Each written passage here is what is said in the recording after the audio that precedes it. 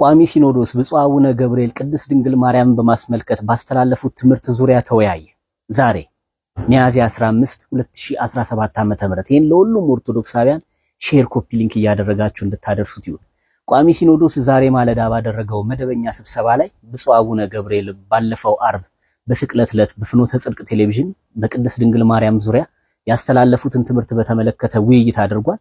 ብፁዕነታቸው የተላለፈውን ትምህርት ዝርዝር ሁኔታን በመመርመርም ውሳኔ ለማስተላለፍ ይቻል ዘንድ ሁሉም ቋሚ ሲኖዶስ አባላት በመላት በተገኙበት የዛሬ ሳምንት ሮብ ሚያዝያ 22 ቀን 2017 ዓመተ ምህረት ለመወሰን እንግዲህ ቀጠሮ ተይዟል። በጣም ደስ የሚል ዜና ነው።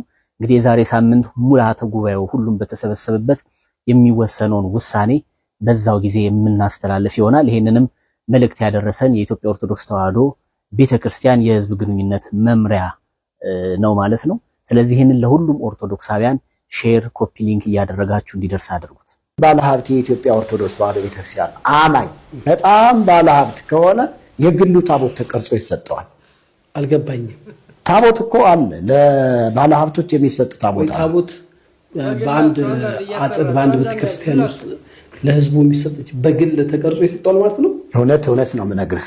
አሁን ለጠንቋዮች በጣም ጎበዝ ጠንቋዮች፣ ታዋቂ ጠንቋዮች ካሉ ጠንቋዮች ታቦት ተቀርጾ ይሰጣቸዋል። እንግዲህ ይህ ሰው የተናገረውን ሰምታችኋል። ይህ ሰው ምን እያለ ነው? ቤተክርስቲያን አንዳንድ ሀብት ላላቸው እንዲሁም ደግሞ ለጠንቋዮች በግልም ታቦት እየተሰራ ምናምን ይሰጣቸዋል የሚል ነገር ተናገረ። ይህ ሰው ሐሰት እየተናገረ እንደሆነ አብዛኛው ፕሮቴስታንት ፎርሹር ያውቀዋል፣ ይረዳዋል።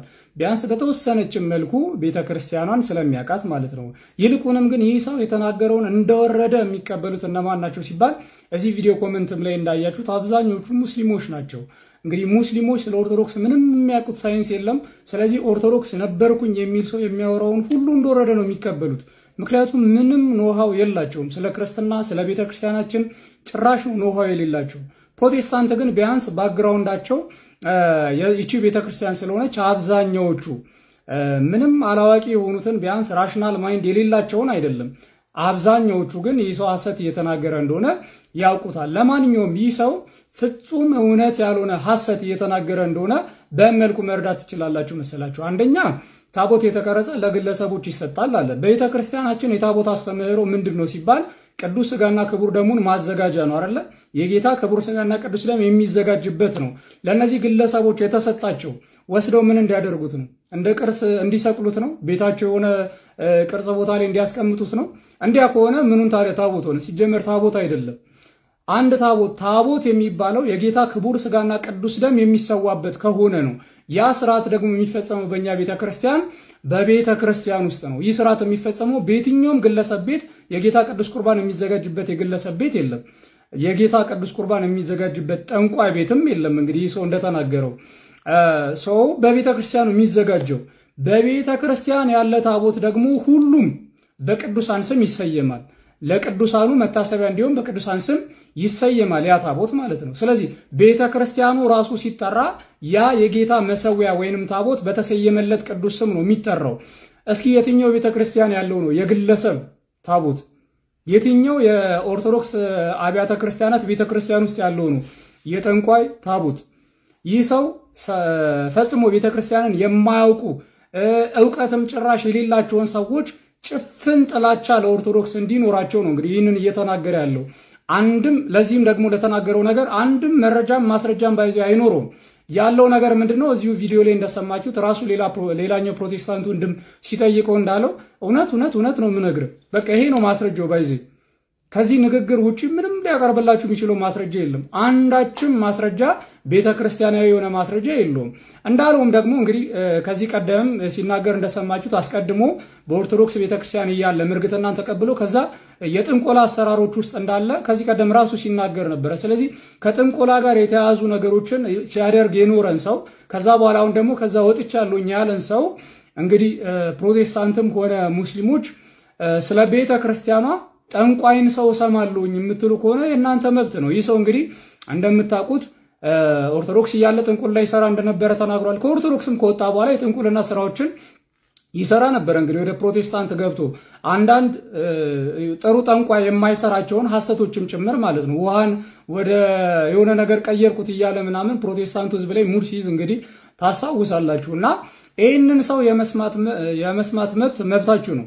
ራሽናል ማይንድ ካላችሁ ግን ጤነኛ አእምሮ ካላችሁ ግን ስለ ቤተክርስቲያኗን ከሚጠላ ከቤተክርስቲያኗ ለቤተክርስቲያኗ ባለው ጥላቻ ምክንያት ከተባረረ አስቀድሞ የጥንቁልናን ስራ ከሚሰራ ሰው ስለ ቤተክርስቲያን ጤነኛ የሆነ ሰው አይሰማም። ሲጀመር የሚሰማውንም ነገር ደግሞ እንዲሁ እንደወረዳ አይቀበልም። ራሽናል ማይንድ ያለው ሰው ይህ ሰው ማስረጃው ምንድን ነው ብሎ ይጠይቃል። ለምሳሌ ወንድማችን እፎይን እናንሳ። ሙስሊሞች ይወዱታል ወንድማችን እፎይ ለምሳሌ እያንዳንዱ ለሚናገረው ነገር እውነት እመኑኝ ብሎ አያውቅም። እውነት ነው የምነግራችሁ ብሎ አያውቅም። በማስረጃ ነው የሚናገረው። ማስረጃ እያሳያችሁ ነው የሚናገረው። ይህ ሰው አሁን ለተናገረው ነገር አንዳችም ማስረጃ የለውም። ስለዚህም የሚናገረው ፍጹም ሐሰት ከጥላቻ የመነጨ ሰዎችም ቤተክርስቲያንን የማያውቁ ሰዎችም ቤተክርስቲያንን እንዲጠሏት ከመፈለግ የመነጨ የጥላቻ ንግግር እንደሆነ በዚህ መረዳት እንችላለን። እናንተ ግን መብታችሁ ነው እንደደነዘ ሰው ራሽናል ማይንድ እንደሌለው ሰው እንዲሁ ዝም ብላችሁ አለመረጃ አለማስረጃ ያውም ቤተክርስቲያንን ከሚጠላ ሰው እውነት ነው የተናገሩ ብሎ የመቀበል መብት ግን አላችሁ። ሰላም ክርስቶስ ይብዛላችሁ።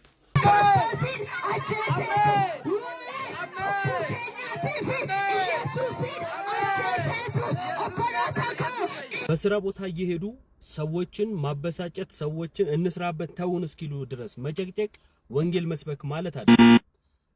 ወንጌል መስበክ ማለት ሰዎችን ወደ ጌታ መጥራት ማለት ነው።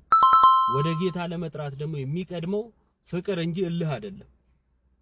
እልህ መጋባት በየገበያው እየሄዱ ሰዎችን ማበሳጨት ወንጌል የሚመስላችሁ እነሱ እናንተ ላይ ሲሰነዝሩ ይሄው ለጌታ የተከፈለ ዋጋ እያላችሁ መፖሰት ይህ ወንጌል የሚመስላችሁ ካላችሁ ተሳስታችኋል። የኢትዮጵያ ሕዝብ የኑሮ ችግር እንጂ ወይንም ደግሞ ኑሮ ደፋ ቀና እንዲል ያደርገዋል እንጂ ኢየሱስን የመቀበል ችግር ኖሮበት አይደለም አደባባይ የወጣው። ለማንኛውም ወንጌል ምንድነው የሚለውን ለማጥናት ብትሞክሩ ደስ ይለናል። ሰላም ክርስቶስ ይብዛላችሁ።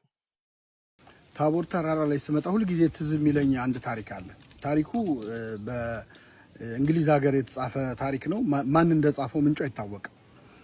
3 ዛፎች በአንድ ትልቅ ተራራ ላይ በቅለው ያለ ገና ችግኝ እያሉ ለወደፊቱ ስታድግ ምን መሆን ትፈልጋለህ አይነት ውይይት ይወያያሉ። እና ውይይታቸው ላይ አንደኛው ዛፍ እኔ ለወደፊቱ መሆን የምፈልገው በጣም አድጌ ጥሩ ዛፍ ሆኜ ሰዎች ቆርጠው ወስደው የንጉስ ዙፋን አድርገው እንዲሰሩኝ ነው ይላል። ማለት ንጉስ የሚቀመጥበት ዙፋን እንደሆነ ነው የምፈልገው ይላል። ሁለተኛው ዛፍ ደግሞ የለም እኔ ዙፋን ኮንኩኝ አንድ ቤት ነው የምቀመጠው፣ ከቤተ መንግስት ውጪ ያለውን ዓለም ማየት አልችልም። ስለዚህ የንጉስ መርከብ ወይ ትልቅ ቆንጆ መርከብ ሆኜ ተሰርቼ ንጉሱ በተጓዘበት ቦታ ሁሉ በእኔ እንዲመላለስ ነው የምፈልገው ይላል ሁለተኛው ዛፍ። ሶስተኛው ዛፍ ምንድነው ምኞት ተብሎ ሲጠየቅ አይ እኔ ዙፋንም መሆን አልፈልግም ወይም ጀልባም ማነው እንትንም መርከብም መሆን አልፈልግም፣ እኔ ከዛፍነት መልቀቅ አልፈልግም፣ እዚሁ እንዳለው እያደኩ ሄጄ በጣም ረዝሜ መጨረሻ ላይ ሰማይ ደርሼ ሰዎች በእኔ ላይ ተንጠላጥለው ወደ ገነት እንዲገቡ ነው የምፈልገው ይላል። እነዚህ 3 ዛፎች አደጉ። ልክ እንዳደጉ ጥሩ ዛፎች እንደሆኑ 3ቱንም አናጺዎች መተው ቆረጧቸው።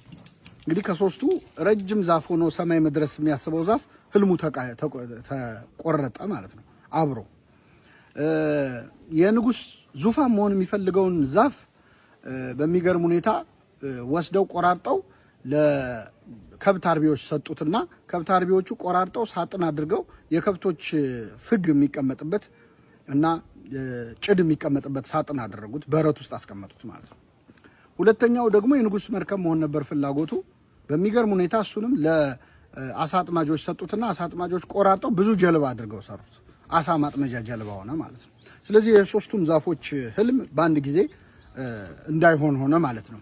ይህ ከሆነ ከብዙ ዓመት በኋላ አንዲት ልትወልድ የቀረበች የ15 ዓመት ብላቴና በአንድ ስፍራ ለመውለድ ተቸግራ በእንግዶች ማደሪያ ቦታ ስትፈልግ በመጨረሻ ላይ የምትወልድበት ቦታ ስታጣ በረት ውስጥ ገብታ የከብቶች ፍግ ወይም ጭድ የሚቀመጥበት ሳጥን ውስጥ ህፃኗን ወለደችና አስተኛችው።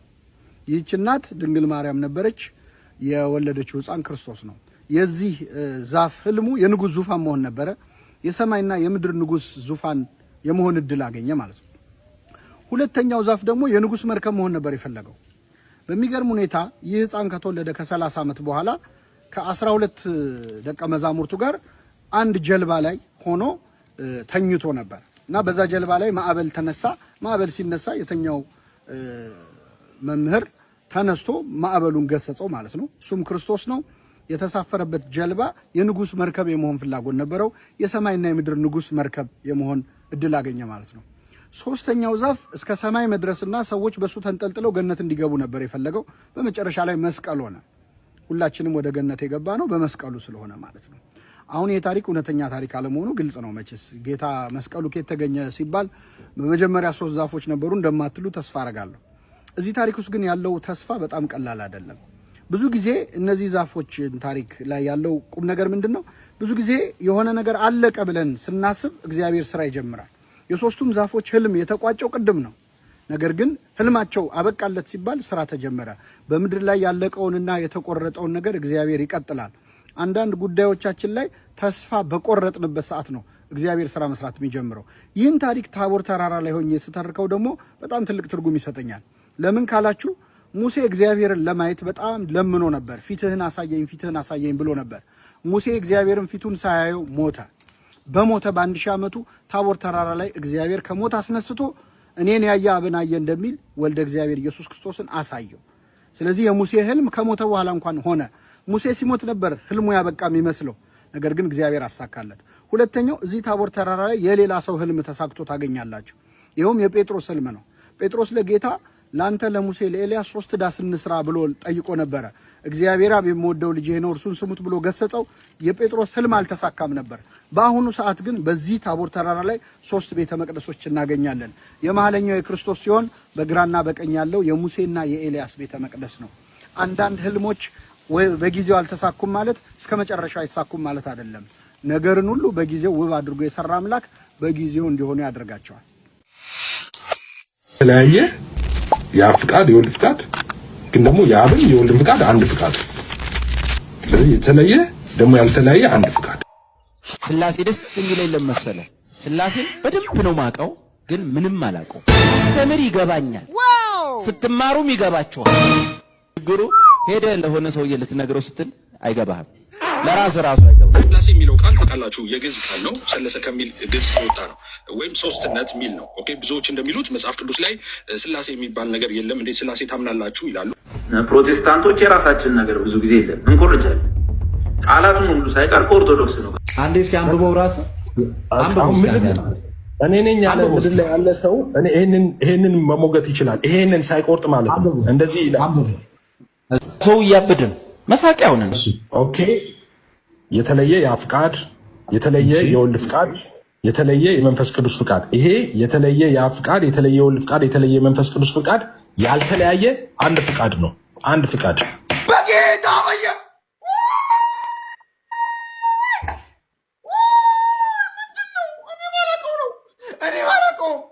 እኔ አላውቀውም። ንግበር ሰብአ ብለው ሥላሴ ሲፈጥሩን ተምረናል እኛ ከዚህ ሦስትነትን። በስም በአካል በግብር ሦስት እያል ብናምንም አንድ እግዚአብሔር እንጂ ሦስት አምላክ አንልም። በአካል በስም በግብር በፍጹም ሦስት ነው። ሁለትም አይደለ አራተኛም የለው። እናምናለን እኛ ምስጢረ ሥላሴን እናምናለን እኛ። ነይ ቤዛ ነሽ አሉ ለዓለም ተብሎ አይሰበክም ሰው ልጥራሻለው የግሸን ማርያም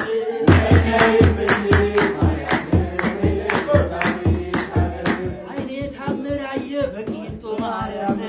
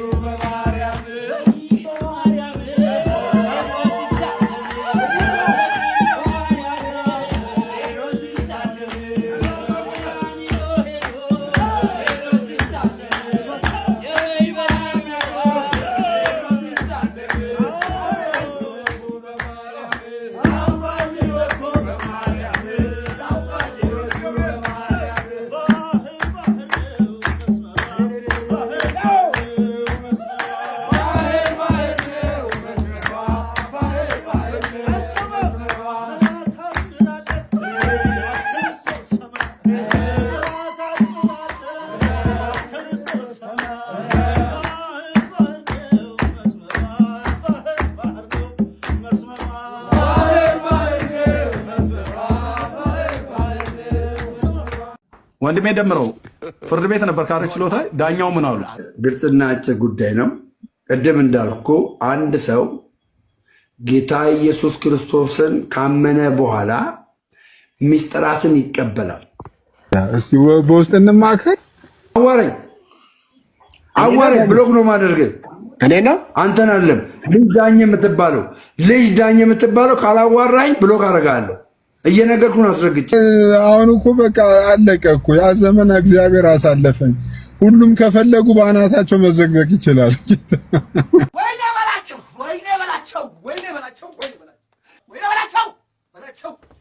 እናንተም ከዛ አዳራሽ ተቀየሱና ወደ ኦርቶዶክስ ተዋህዶ ተመለሱ። ከአሰግድ ቀንበር ውጡ። እሱም ብሎ ወንጌላዊ ከገድልና ከድርሳን በስተቀር ምን ያቅና? ቀለሜን እየሰማችሁ ተሸወዳችሁ እንደኔ አባቴ። እኔ ቀለሜን ሰምቼ ነበርኩ ገድላትና ድርሳናት የገዛሁት። የተገፈተር ከምኩራብ ወተናል የሚታለ ትውልድ ድሮ አነቃለሁ ህዝቤን። ጌታ ምስክሬ ገባ።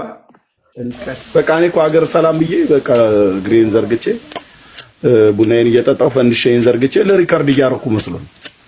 ይቺ እናት ምን ብታደርጋችሁ ነው ይህን ያለ የጥላቻ መንፈስ ያደረባችሁ? ይህን ያለስ ዓለምን የበደለችው በደል ምን ቢሆን ነው ይህ ሁሉ ነገር የሚሆነው? አንድ ባለጸጋ የሆነች ሴት በዚህ ምድር የማይገጥማትን ይቺ ምስኪን ሮሮ እናት ከባለጸጋ ሴት አሳንሳችሁ አያችኋት? እንደው በደሏ ምን ሆኖ ነው? የዓለምን መድን ተወልጃለች ስትባል ይኩነኒ ብላ በመቀበሏ ነው ፈተናው? ነገር ዓለሙን እርግፍ አድርጋ በቤተ መቅደስ ማደጓ ነው ጥፋቷ? ከጌታዋ ከአምላኳ ከልጇ ጋር ስትል በየበራው መሰደዷ ነው ያስኮነናት? በሔዋን ምትክ ዓለምን ለማዳን ምክንያት መሆኗ ነው ይህ ሁሉ ያስባላት? ስለ ሰው ልጆች ሁሉ ምሕረት ይቅርታን ከልጇ ፊት ስለምትለምን ነው ኃጢአት ሆኖ የተቆጠረባት? የምሕረት ቃል ኪዳን ከአምላኳ ስለተገባላት ነው ኃጢአቷ? የመላእክት እህታቸው የሰማዕታት እናታቸው የቅዱሳን ሁሉ አክሊል ተስፋ መሆኗ ነው በደሏ? መስቀሉ ስር ለተገኙት በሙሉ እናት ሆና በመሰጠቷ ነው ይህን ሁሉ ሊያስብላት የቻለው? ቆይ ግን ምን ብታደርግ ነው ሁሉም እየተነሳ እንደዚህ አለባት እንደዚህ አትባልም ብሎ በአደባባይ እንደ ጀብዱ ደረቱን ነፍቶ ለመናገር አንደበት ሲያስደፍረው? ምን አደረገችን? ለኛ ለልጆቿ ስትል ከአምላኳ ፊት ዘወትር እየቀረበች በምልጃዋ ልጆቿን መደገፏ ነው? ኧረ ተው፣ አንዳንዴ አይምሯችንን ሰብሰብ አድርገን እናስተውል እንጂ። ድንግል ማርያም ወላዲታ አምላክ ለሁላችንም ልቦና ትስጠን። ወላዲታ አምላክ የእናት ልመና አንገት አያስደፋም ፊት አያስቀልስምና ዘወትር እንደኛ ኃጢአት ሳይሆን እንደ ልጇ ቸርነት ከአምላኳ ፊት ቀርባ ታስታርቅ። በምልጃዋ የምታምኑ ወላዲታ አምላክ ትባርካችሁ። እመቤታችን ቅድስት ድንግል ማርያም እናታችን ነሽ እያላችሁ ጻፉ። ለብዙዎች እንዲደርስ ኮፒ ሊንክ አድርጉ። ስለ ብዙዎችም እንዲህ አይነት ዓለም ውስጥ ላሉትም ደግሞ በቻላችሁት አቅም ሁላችንም ጸሎት እናድርግ። ቋሚ ሲኖዶስ ብፁዕ አቡነ ገብርኤል ቅድስት ድንግል ማርያምን በማስመልከት ባስተላለፉት ትምህርት ዙሪያ ተወያይቷል። ቋሚ ሲኖዶሱ ዛሬ ማለዳ ባደረገው መደበኛ ስብሰባ ብፁዕ አቡነ ገብርኤል ባለፈው አርብ በስቅለት ዕለት በፍኖተ ጽድቅ ቴሌቪዥን በቅድስት ድንግል ማርያም ዙሪያ ያስተላለፉን ትምህርት በተመለከተ ውይይት አድርጓል። በብፁዕነታቸውም የተላለፈውን ትምህርት ዝርዝር ሁኔታ በመመርመር ውሳኔ ማስተላለፍ ይቻል ዘንድ ሁሉም የቋሚ ሲኖዶስ አባላት በምልዓት በተገኙበት ለአርብ ሚያዝያ 12 ቀን 2017 ዓ.ም ቀጠሮ ይዟል። በተያያዘም ዜና የሮም ካቶሊክ ቤተክርስቲያን መሪ በሆኑት በብፁዕ ቅዱስ ፖፕ ፍራንሲስ ሥርዓተ ቀብር ላይ የቤተክርስቲያኒቷ ሊቃነ ጳጳሳት ብፁዕ አቡነ ዲዮናስዮስ እና ብፁዕ አቡነ ሕርያቆስ ዘአውሮፓ ቤተክርስቲያናችንን በመወከል እንዲገኙም ተወስኗል። መረጃው ለብዙዎች እንዲደርስ ሼር፣ ኮፒ ሊንክ አድርጉ።